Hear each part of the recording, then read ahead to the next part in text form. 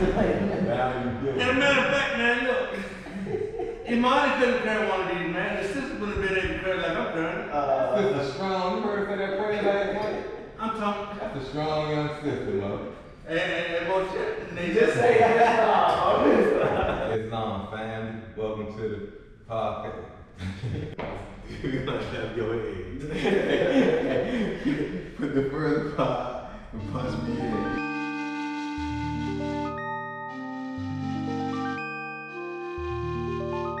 Islam, peace and love. I want to hear it. Wait, let me hear it. Islam family, welcome to the Talking Moor podcast, and I'm your host, Brother Angrain Bay. Today with me I have Mike Smith Bay, And Brother D. Jones Hill, Allah in the form of flesh. Islam. All stand for the opening motion where we pray.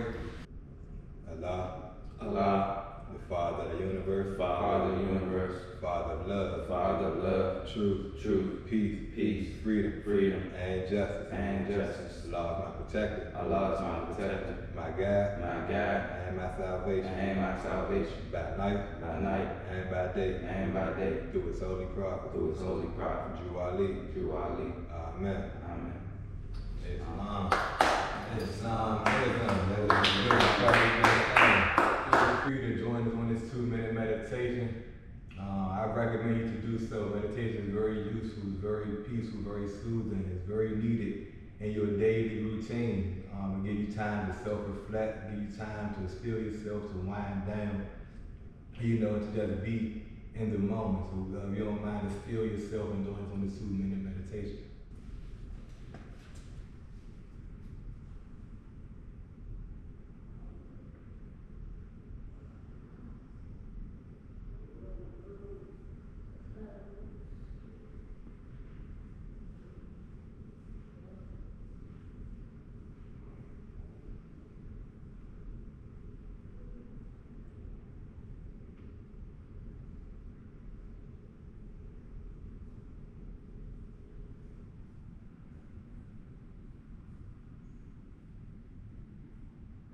Welcome aboard, my brother.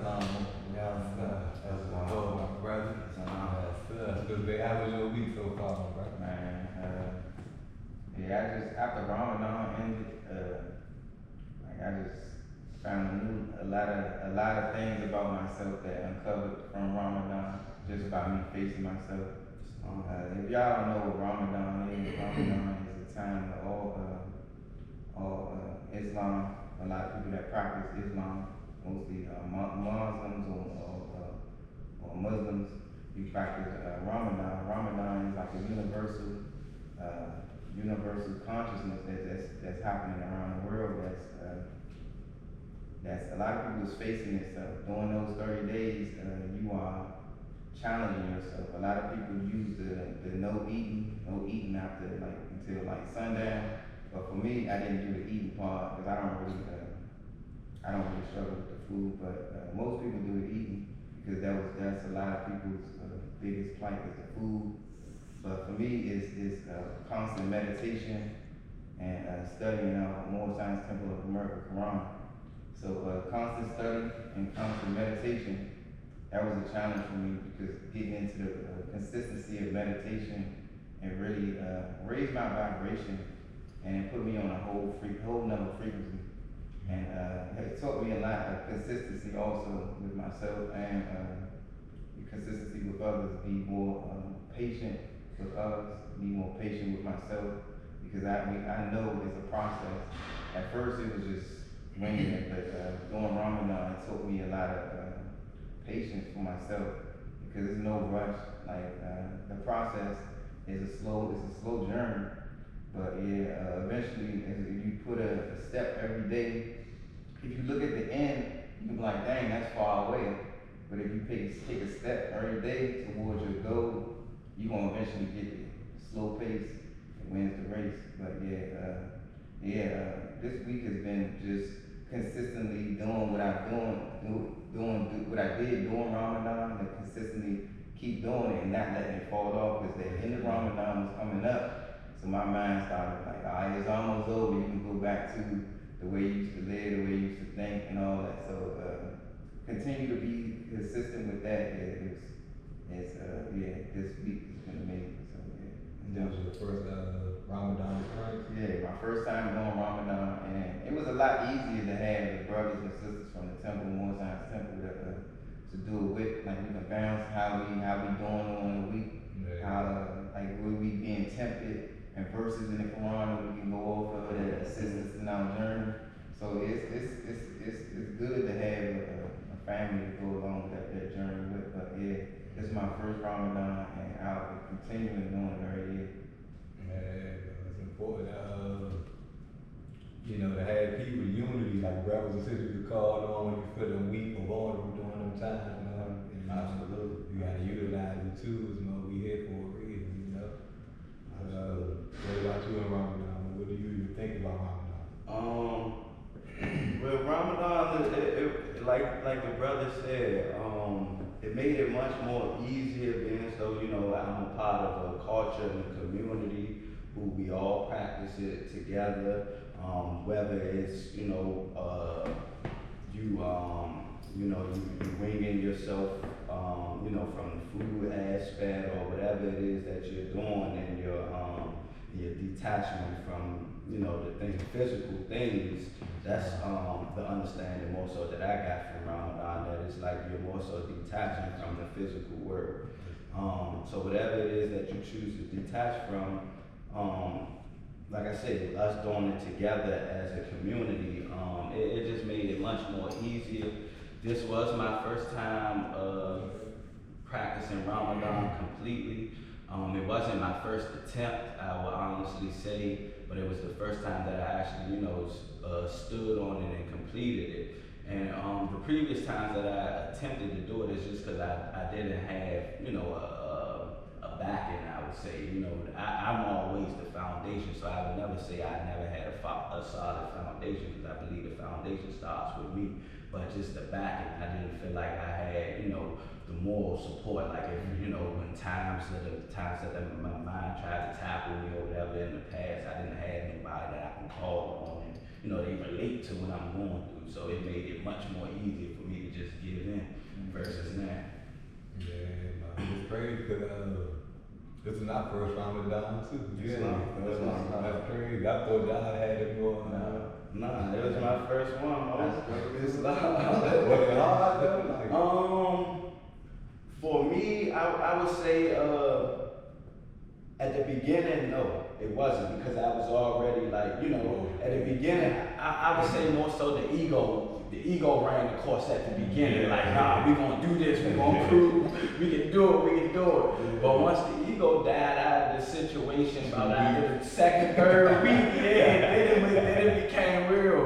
And but you know, Allah prevailed like He always do, and carried me to the finish line. So For me, it was tough. Everything was tough because constant meditation, constant study, like myself couldn't operate off of my excuses no more. So I couldn't even, like, that voice was just like, you don't have to. I'm like, man, I do. So once you push through that I do, and then the voice gets smaller and smaller, the voice that try to deter me from all the things that I'm supposed to be doing, got smaller and smaller. And I think that everybody should practice Ramadan, even if you are practicing whatever you practicing religious. Like, I think that we all should practice Ramadan, because it gives us the opportunity to become consistent in whatever area, like the brother said, whatever area that we want to become consistent in, and you have a whole a consciousness that's also assisting you with that same thing. So, Yeah, also, in the Christianity religion, Ramadan is the equivalent to what they call Lent season, which they do it's the exact same thing. It's just a different name for a different religion. So you know. So what exactly did you detach yourself from during Ramadan? The thoughts from letting it create. So in Moorish Science, we learned that our thoughts is the cause of it all. All things are caused by our thoughts. So every moment has been prepared by our thoughts in the past. So those are the cause of it all. So by me trying to study myself with meditation and getting still and like meditation is just like what I said last time. Meditation is kind of like exercising in the gym. Like if you don't exercise, then you know what I'm saying, your conditioning is gonna be all over the place. But once you exercise, you're in the gym, you think about quitting, just bring it right back. Your mind go this way, bring it right back, bring it right back, bring it right back. The more you do that, the more you exercise your mind, and thoughts is developed by the exercise of strength. So our strengths are developed by the exercise of the mind. So it also can exercise in the other way. And if you let your mind exercise you, do what it wants to do, then it also gains strength over you. So yeah, just becoming stronger within my will of Allah, just becoming stronger with my will and my mind, and what I say I'm gonna do, make sure I do it more often. When I say I'm gonna do this, I say I'm gonna do this to myself, or I'm gonna say I'm gonna do this for myself or for anybody else, be more conscious of that, you know what I'm saying, sticking to that. So there's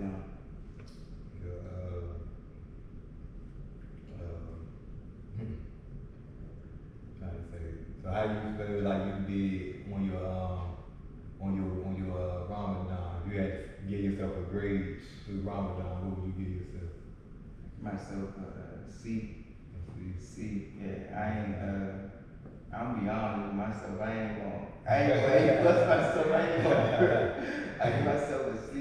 I fell off a couple times, and then I didn't even realize I did. Just like cause my excuse was valid for me. Yeah. Like everything that doesn't manifest and you don't be consistent, you have an excuse for it to happen. Anything in your reality for it to work, you have to have an excuse for it to manifest. So I had an excuse. I was busy. Like I was doing a lot. You know what I'm saying? This not the day because I'm about to get tired. I don't have 10 minutes to do that. But if you really think about 10 minutes. But yeah, I had a lot of excuses and I operated off those excuses. So I give myself a C.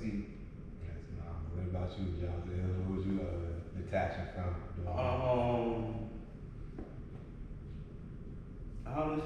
Honestly, to be quite honest, I was detaching from myself. No? Yes, Like to be honest, like I always been in my own way, so it really was like other than smoking, I don't really feel like I overindulge in nothing.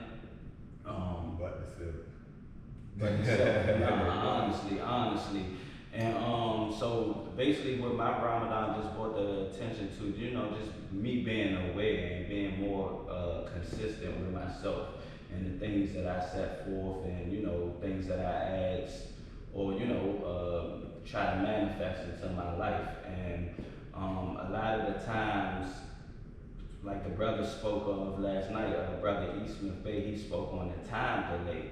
And what I noticed for me and my, during my Ramadan, during my fasting, I would say is that the time delay is not really a factor for me. It's more so just the consistency part, because if you stay consistent, then the time, like we all know, time doesn't exist anyway. So, things can happen at a snap of a finger. It can happen 2 days, it can happen 3 days. But if you can stay consistent, the time won't even be a factor. It only becomes a factor once you're bouncing around from idea to idea. Then you go back to your first idea, then you realize you did 6 other things in the process, and the first idea still ain't happening yet. But it was you doing, like you said, you did 6 other things in the process. You didn't stay consistent to the first idea. And so, that's what my fasting definitely, had brought my awareness to. And, still to this day, I'm, trying to stay on the course as if I'm still fasting in Ramadan. So what you doing, what are you doing after Ramadan, this current moment to, stay consistent with those things? More so now, honestly, I'm more so just being aware of the breath. As long as I stay aware of my breath, I'm outside of my mind. You feel what I'm saying? So that's really has been my regimen for the last 2 weeks since Ramadan has been over. Just stay more aware of my breath, consistent. The consistent thought of I'm breathing, even in the mix of a crowd or whatever. Just keep I'm breathing, so that it doesn't allow my mind to grasps on to the, the things that's outside of me. Yes, no. So how that make you feel? You feel like you've been achieved, Oh yeah, Mo. Like honestly, not the raise the conversation higher than with it, but to be honest, even with every concept, I be feeling like I lie now more. Like it really tapped me into my Allah powers. Like damn, I'm really. Islam. Islam. So that's really what it be. Like no egotistic thing. That's just real truth. It really brought the real essence of Allah out of me through the body. It's the grade. It's the grade on it. Yeah, so what grade would you give yourself Through my Ramadan experience, the grade I would give myself, I probably would say a B, only because of the fact that the thing that I really wanted to do the most, I didn't do. And I really wanted to stop smoking during Ramadan. I think I didn't smoke the first day, but then, I went inside, for a meditation, and then I want to say the next, I don't know how it happened. I smoked, like I said, I didn't smoke the first day, then I smoked, and then we had like a Friday, the Holy Day meeting, and then the Grand Sheik spoke about, that everybody is basically detaching from different things. Once he said that, it was like, oh yeah, all right. Yeah, I've learned that me being more consistent can get me to my goals a lot quicker than I would before. How did that the meditation experience? How did that make you feel? It just made me more conscious of my decisions and my words, my actions, my thoughts. Mainly my thoughts. It made me more conscious of what I think, and like I can think somebody did me wrong. They did me wrong. Like I always bring it back to self. Like I did myself wrong.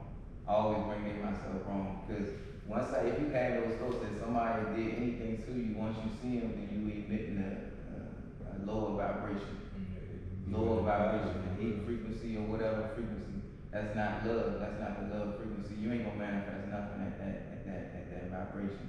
So once you put things back on self, and I learned that through meditation, like once you put things back on self, and Quran says everything is self. Everything is self. It's only you. It's only me. So even this moment right now, it's been manifested like just by my thoughts in the past. So just remembering that it's all me and nothing nobody else can do to me, and that brought me like eternal happiness. Like I started to look at the smallest thing and be happy, because I come from a place where I ain't have nothing to be happy of, but I feel like those things that you have to go through is to prepare you for so you can look back and reflect. Like dang, like I have everything to be happy for. There's nothing to be, upset about. And that's what I unfolded into during my Ramadan. Brother Jones is Islam. as he proclaims your nationality, what is the first verse out of the Quran that resonated with you, and why did that verse resonate with you? Take your time, brother. I am. Because honestly, that's a funny question for me, because I proclaimed 3 different times. And each different time that I proclaimed, I had a new verse. So when I first... That's the cut. What's up, bro? How you proclaim? You got that I got 2 on me. The first one I lost. Yeah, I lost that one. I took that one about it. I wasn't doing right with that. I wasn't doing right with that one. I was gonna start my own country with the first one.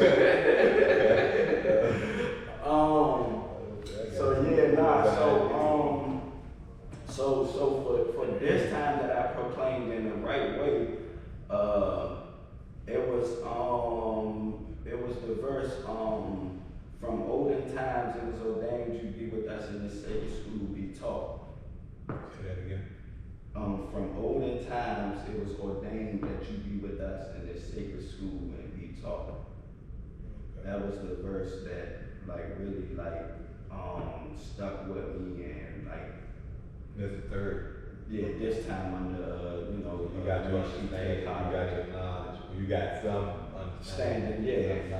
And then it's like and then for me that verse really stood out because for the first time out of all three, well, I'm not even going to count one of them because one of them, so the first time I was under Woods Bay for about like almost 3 years.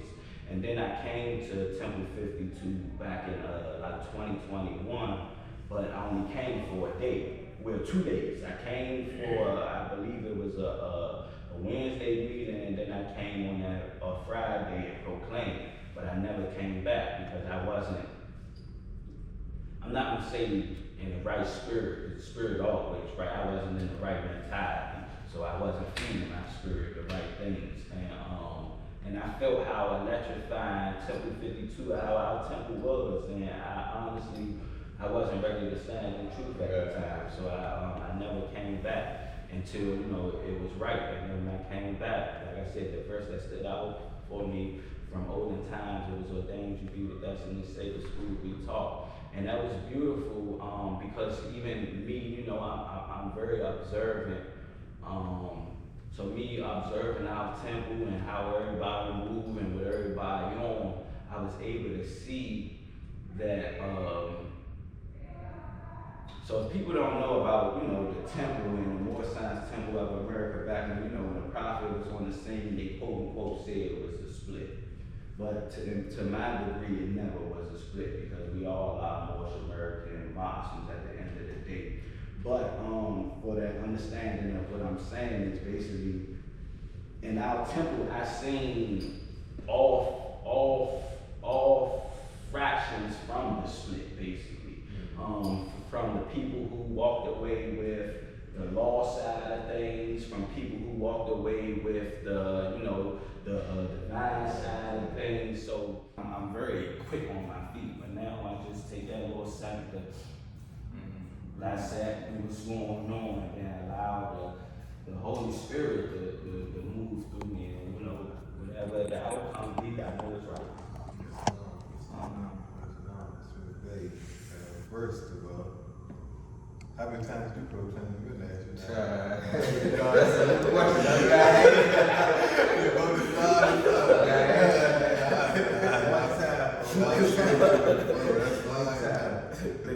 You got a lot of knowledge, a lot of wisdom, so you know what I'm saying. I ain't gonna say it showed that you had 3 experiences, but it showed that you've been working.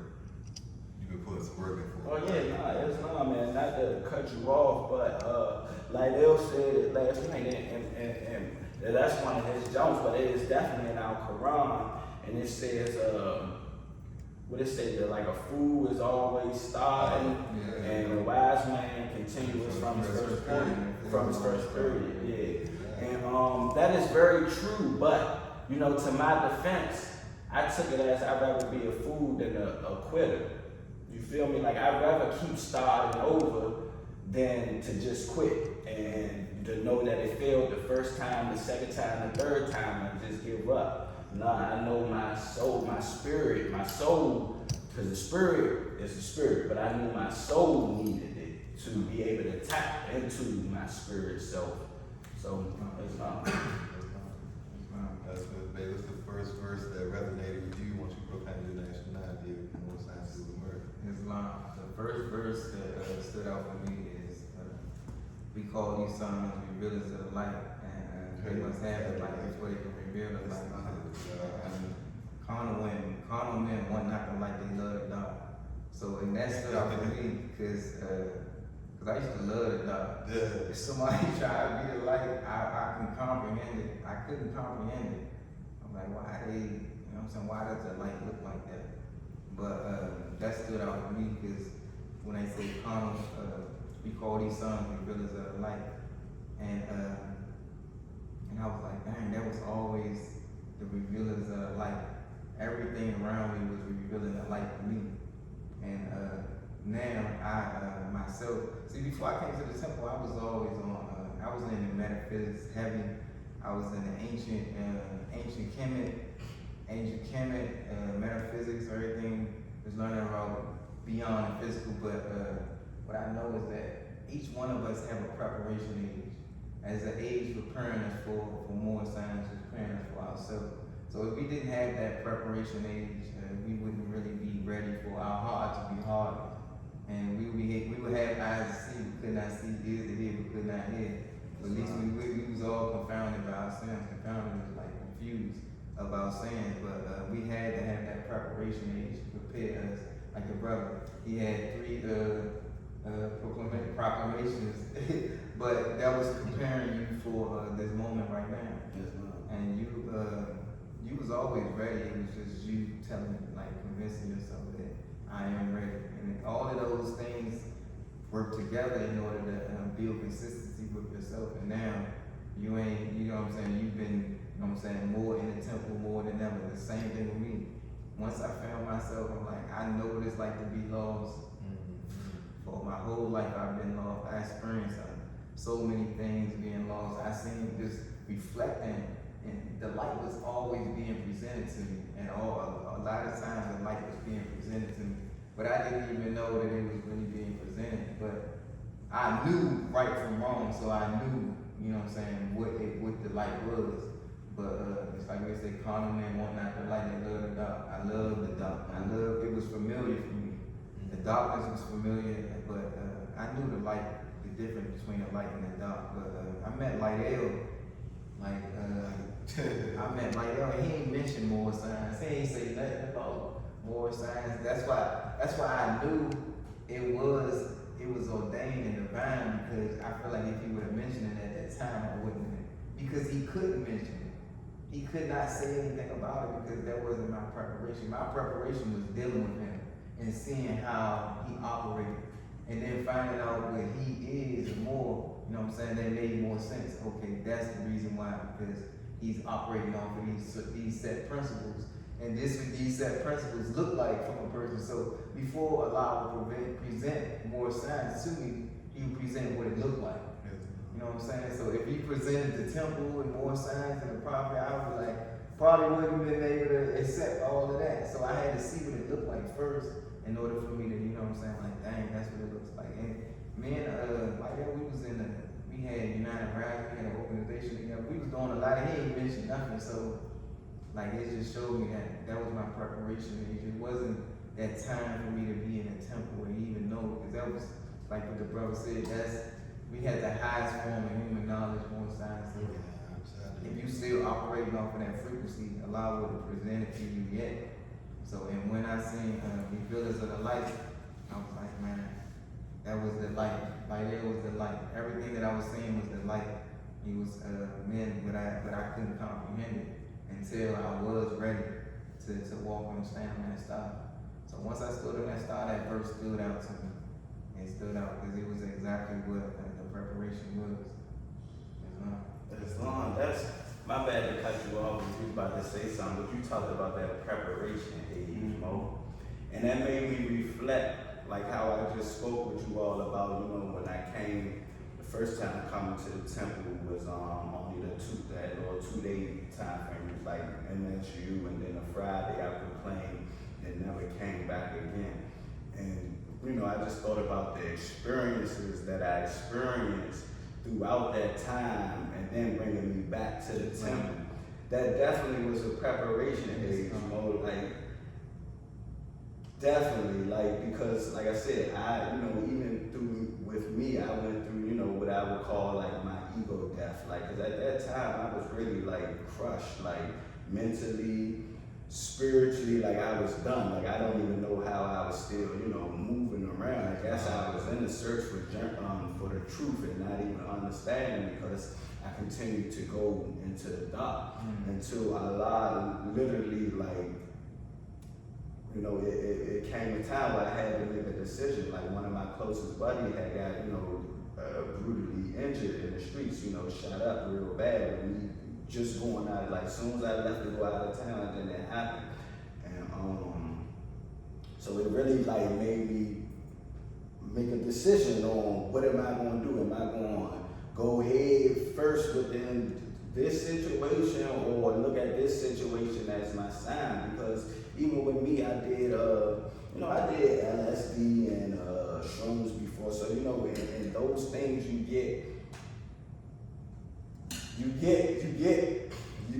this physical get eliminated in those things. Like, I'm not promoting those things at all, but I was shown, like, especially because of me gambling and stuff, in the streets and things of that nature. Like, I literally was shown how I was going to be removed from the back, literally.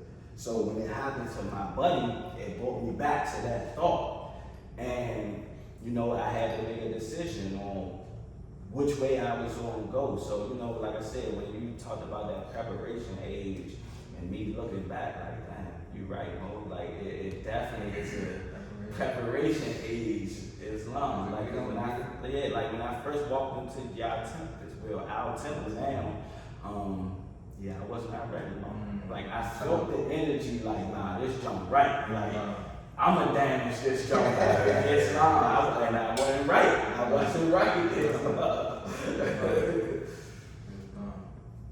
That's crazy. So what made you so first we're gonna hold on, let me get back.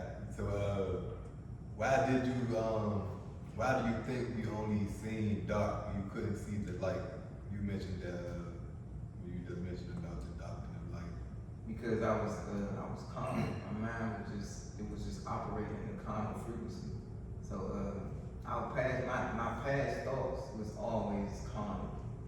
I always thought that we had to be, I had to operate in a calm energy in order for me to manifest on this plane of things we manifest. If I was to manifest anything I had, just like we go on the street, we gotta be hard, you gotta, any brother that's next to you, what you looking at? So that was the darkness, but I feel like that was the light. I had to be the darkness in order for me to, get anything done.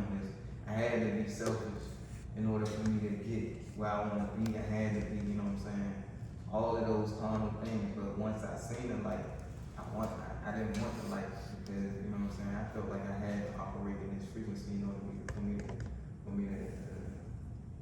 be where I wanted to be. But me just being, and I always thought, like, I don't want to be this, bro. I always I don't even want, this not even me. It's not even me. Like, I ain't trying, fight all these dudes. Like, I used to fight all the time. Like, I don't want to fight everybody, but everybody thought that I did. So I was like, it's love. So, once I came into the point where I can just be myself and just be love made manifest, like, that was the best feeling ever.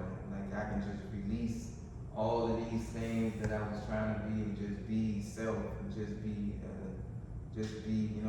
be the oneness, be with the oneness.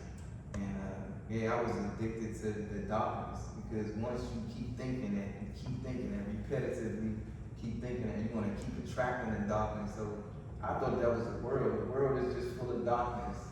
But your mind is, if that's your frequency, that's your mind, that's your thoughts, that's what it's gonna be. Heaven and hell there's no heaven and hell.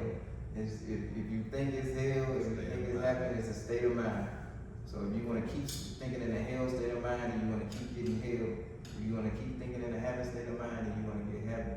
So once I released that, come to the temple and just start thinking in a positive mindset, just releasing those thoughts and just being, just let everything be and just loving everything. Just see everybody as myself, as a different aspect or a different thought of myself. And everything started to change and I just started to be myself. Like, I didn't used to, I sing in the temple. Like, I couldn't imagine myself singing, like, nowhere, bro. Like, singing what? Singing what?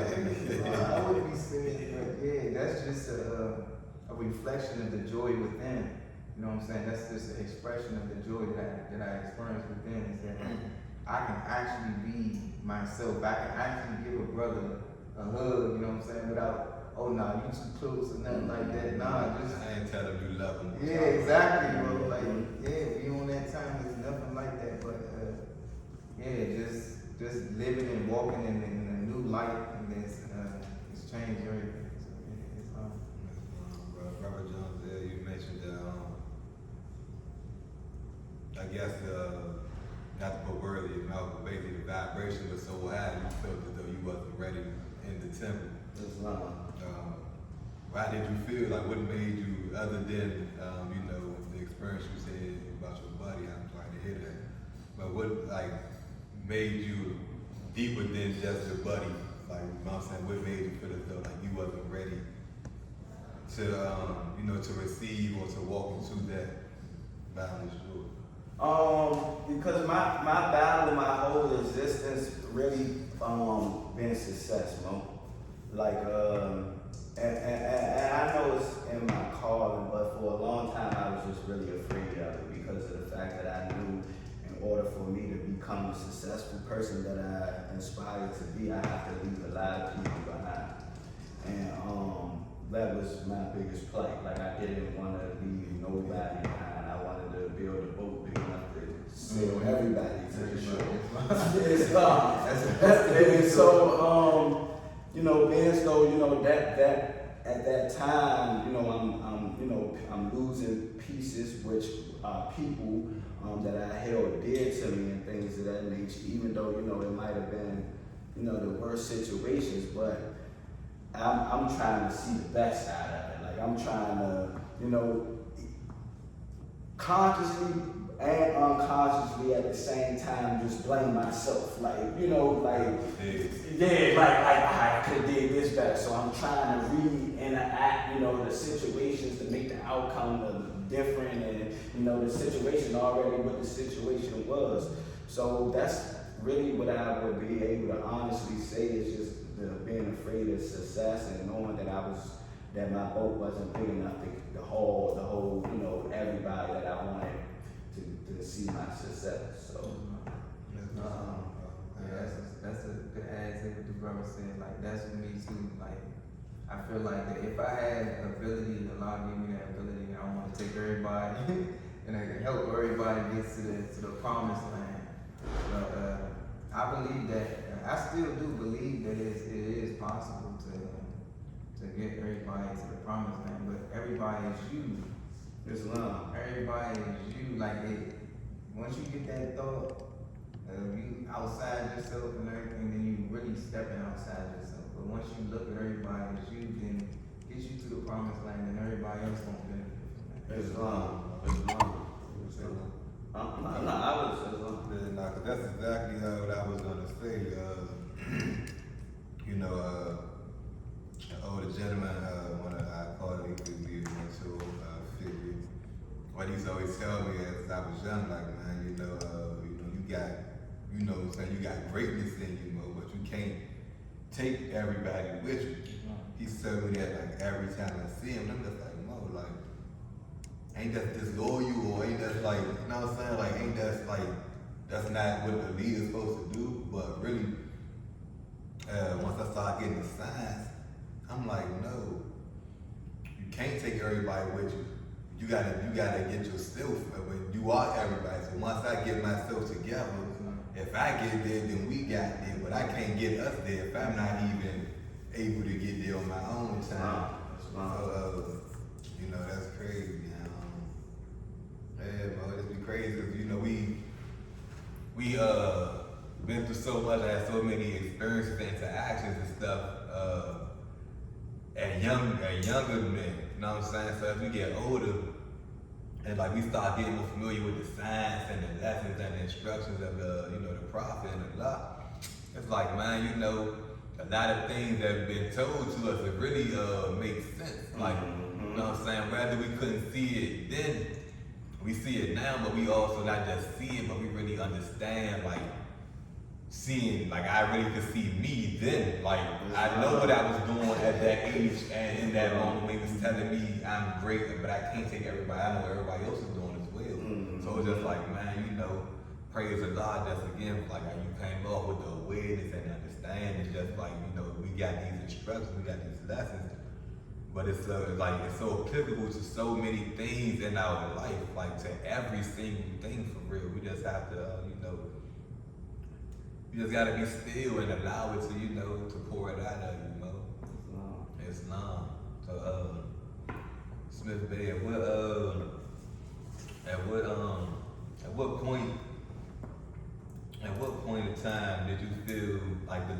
transition from, I guess not even guess, but the Negro self to the Moorish American Muslim? At what point did you actually feel like, you know what I'm saying, just cross the line? Once I stood on the star, I felt it, man. Like, even before, when I came to the temple, I came to the temple twice. So I came to the temple, man, I was going through turmoil in my life. My life was crazy. I was at the point where I was like, man, this is it. This is as best as it's gonna get. Like, this is the best it's gonna get. And I was like, man, like my spirit always, my soul, my spirit was always saying, like, nah, this not it. And I was like, nah, this is it. Because this is all I see. I didn't know it was my thoughts. You know what I'm saying? Creating this reality for me. So when I heard Grand Sheik speak, man, I was like, man, what? So just imagine coming from literally dead mindset. What we all can relate to, coming from a dead mindset to like the light within 5 minutes, cause I was like, I ain't hearing nobody talking like this. Like Grand Sheik talking, like breaking down the Quran in a metaphysical aspect, because I was all on metaphysics, but him breaking down the Quran and explaining it in a metaphysical aspect and showing that like everything is thought, everything is mind. I was like, man, that's crazy. So I went back out in the wilderness after that. I was like, man, that was amazing. So going back into the world, going back into the troubles of the world, I was like, man, that's crazy. I gotta make my way back there. So I seen Lydell and he invited me back again. I was like, all right, I'm coming back. I thought I had to be invited, so that's what I took. I was like, I'm trying to invite you again, but I came back again. I just find any way to make it down to the store, looking at oils. I ain't got you to be invited, but I came back the second time. It was even worse, man. Like I feel like my soul was lifted out of me, like because I felt like I was searching my whole life for truth.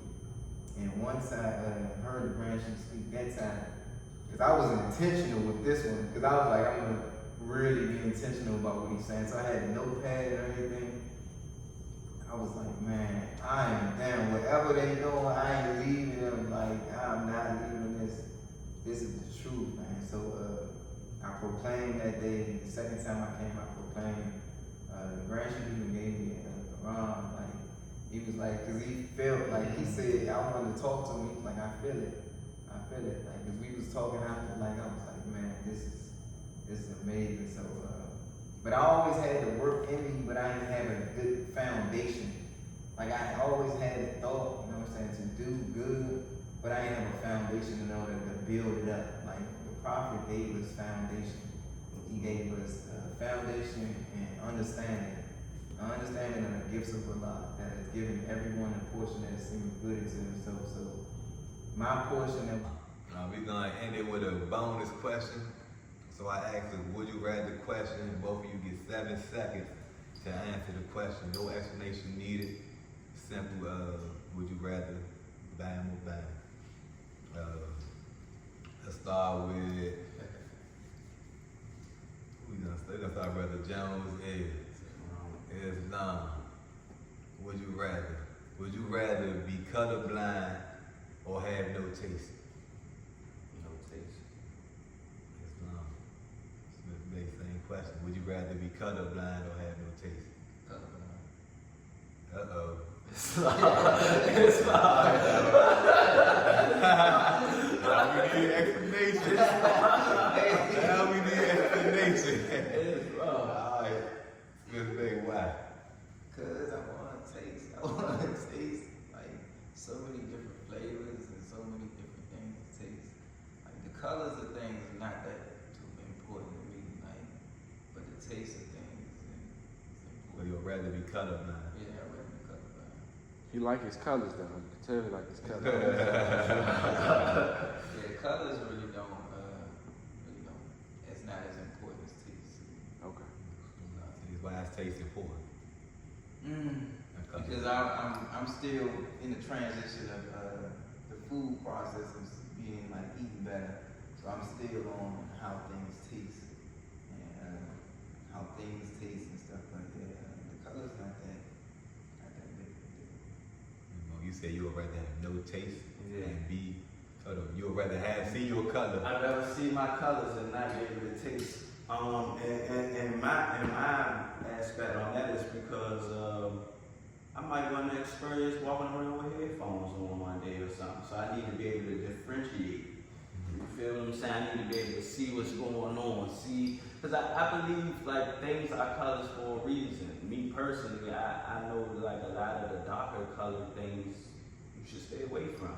And like a lot of the lighter colored things is more, you know, love, truth, peace, freedom, and justice involved in those things. You know, that's just to me.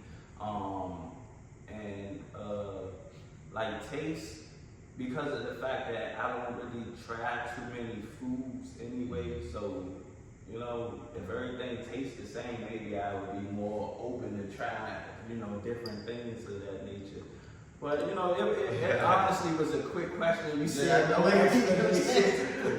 so at that, the two options, I'd rather have my color that taste that just say better than that. Those 7 seconds I'd rather have. That's something when you consider it, then it probably change. But those 7 seconds I chose. I agree with both of you, man. Oh, Stein, repeat after me as I recite the closing prayer. Feet at a 45-degree angle, arms are at 90-degree angles, 2 fingers on your right, 5 fingers on your left. Repeat after me.